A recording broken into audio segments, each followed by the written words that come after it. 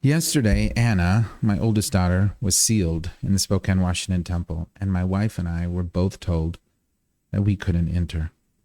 We both are members, both have served in responsible callings, both are temple worthy, and have paid hundreds of thousands of dollars in tithing.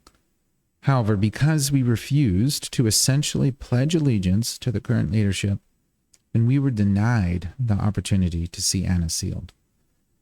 Of course, both my wife and I could have bowed the knee and kissed the ring, so to speak. However, should this honestly be required to witness a ceremony that has no need to be secret in the first place? I personally was sealed to my wife and have participated in hundreds of sealing ceremonies. There is nothing in the ceremony that needs to be secret. The entire concept itself seems to be a carryover from the days when polygamous marriages had to be secret. Today, the entire thing could be performed in a stake center, and no one would think twice. Stake centers actually even used to have prayer altars, and no one seemed to care much about it. While my wife and I were waiting in the waiting room, I noticed a picture of Jesus, which is nice. However, for some reason, there was also a very large and prominent picture of President Nelson and his counselors. I don't know about other waiting areas. However, does a temple of God really need a picture of the current leaders in it? This is weird, to say the least. Is President Nelson worried that we might forget that we need his permission to enter the temple in the first place? Some may think this is exaggerated.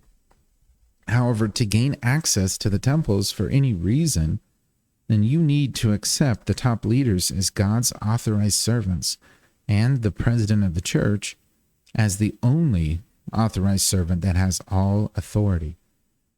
You also have to accept the local leaders as God's servants as well. This is such a silly question when you really think about it. Did Christ ask questions like this when he healed people? Did Christ ask questions like this when he taught the multitude? Christ never did anything like this. All he said was, "Come and follow me." I personally have no ill feelings towards the local leaders, and as I know that they are typically good men who are blinded by the philosophies of men. I truly understand because at one time I was there personally.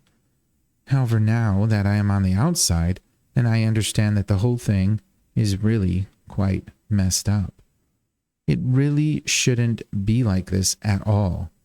Christ's doctrine was fundamentally simple. Marriages should be publicly accessible like they originally were in the church. We shouldn't need the leader's stamp of approval to access God. We shouldn't endlessly praise the leaders by quoting them weekly. We shouldn't need their pictures in the temple. Lastly, we shouldn't care more for the words of leaders than the words of Christ. There is no simpler way to say this than to simply say the whole thing is messed up and we need a reset back to the simple doctrines of Christ. I really love Mormonism and have found nothing similar. However, there is no way that Mormonism today is good in God's eyes. It is far more like a whited sepulcher that Christ spoke about.